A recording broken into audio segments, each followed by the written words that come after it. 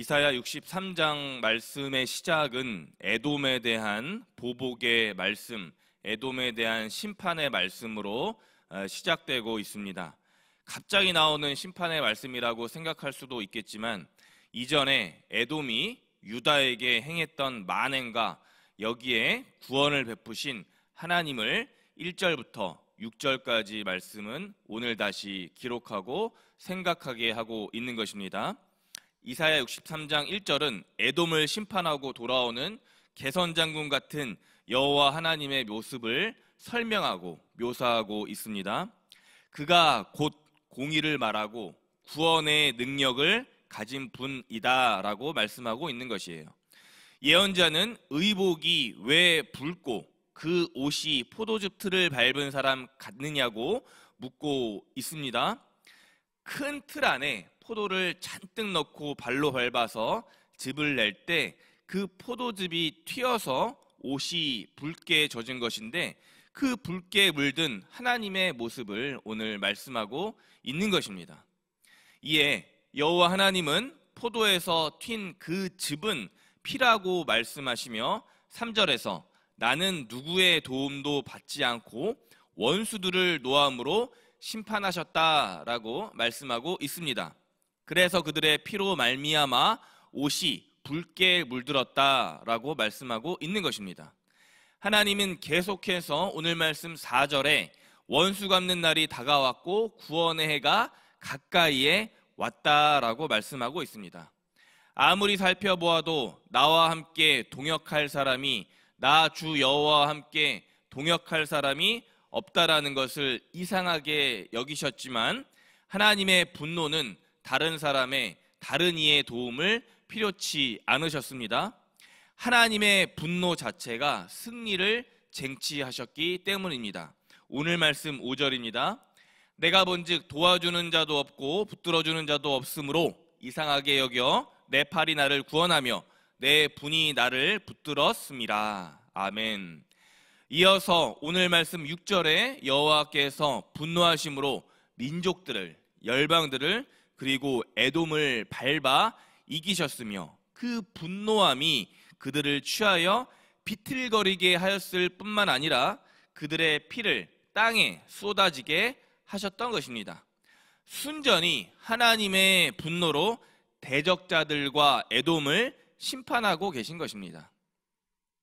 예언자는 이사야는 7절에 그럼에도 불구하고 하나님께서 우리에게 베풀어 주실 신실하신 사랑과 우리에게 행하신 일들로 인해서 찬양하겠다라고 또 다짐하고 있습니다.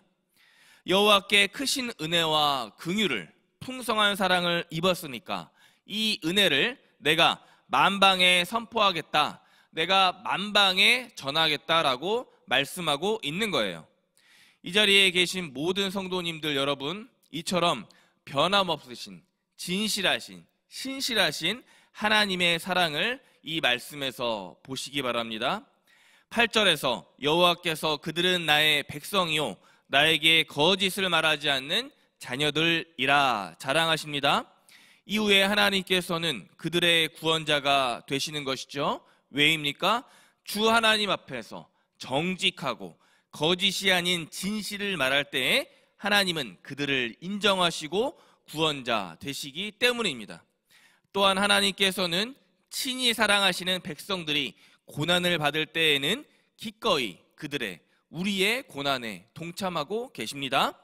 사자나 천사들을 보내시지 않고 친히 자신이 구원자가 되시겠다라고 말씀한 것입니다.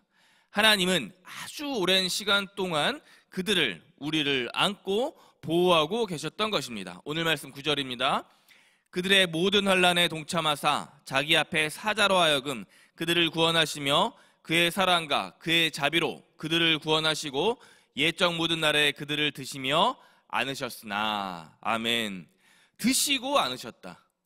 들어주시고 우리를 안아주셨다라고 하시는 것입니다.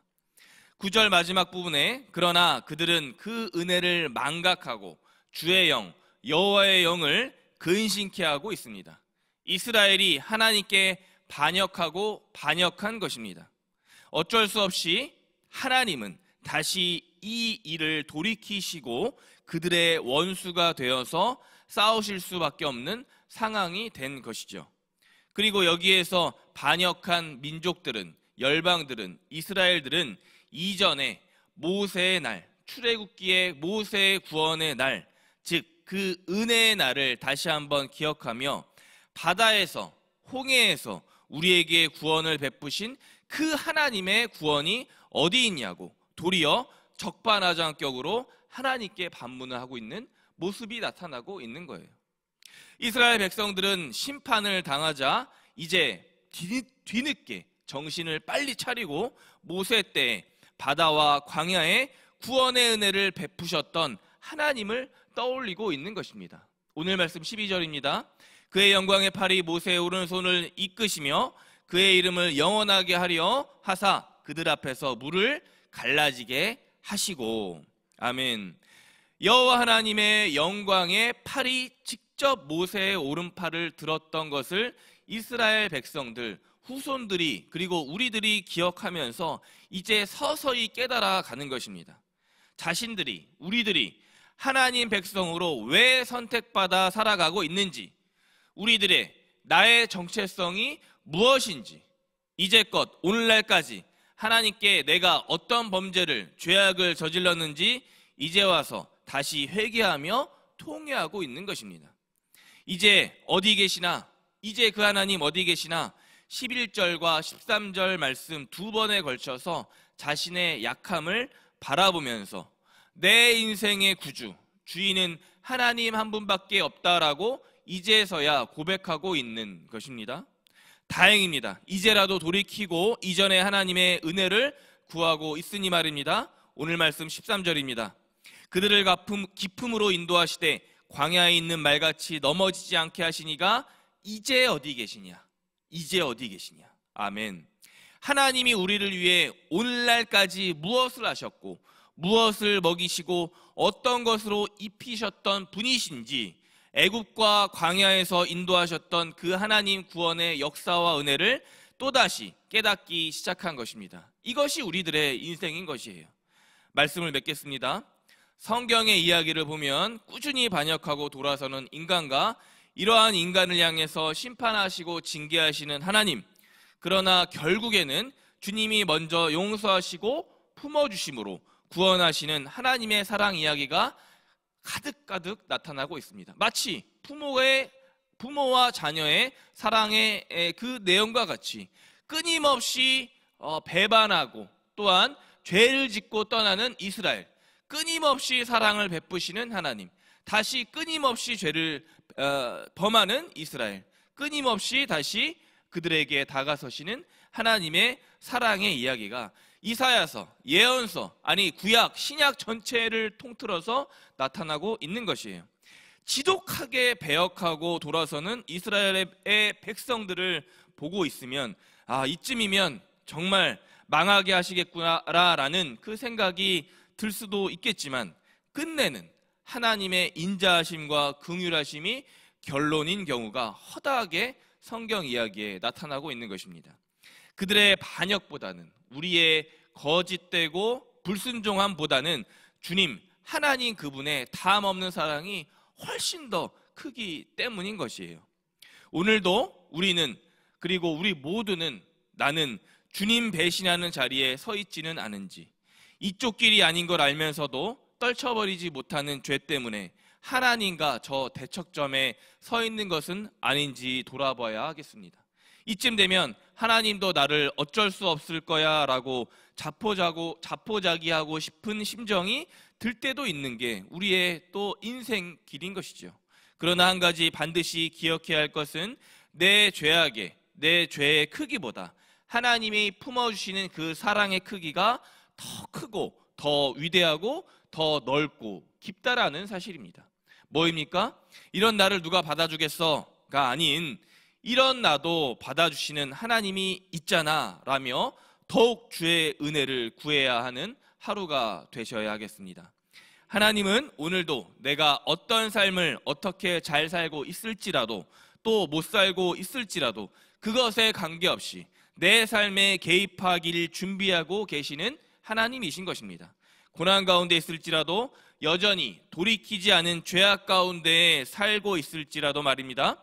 이전의 구원자 하나님은 지금도 그리고 앞으로 영원히 동일한 구원자 하나님으로서 내 앞에, 우리들 앞에 계시는 것입니다. 복잡하지 않은 것입니다. 구원자 하나님 한 분 앞으로만 우리가 순종하며 나아가면 되는 것입니다. 그래서 오늘 금요일 이 하루도 내 죄악의 크기보다 더 큰 사랑으로 나를 품으시는 하나님의 은혜 기억하시는 법황교회의 모든 성도님들 되시길 주님의 이름으로 간절히 축원합니다. 아멘. 기도하겠습니다.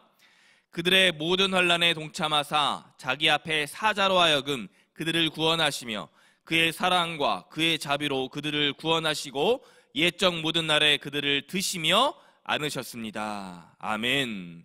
이 새벽 주님 말씀으로 우리들의 심령을 일깨우시니 감사합니다. 우리 모두, 저희 모두 이사야 63장에 나를 끝까지 구원하시기 원하시는 하나님만 바라며 사는 복되고 지혜로운 인생 되게 하여 주옵소서.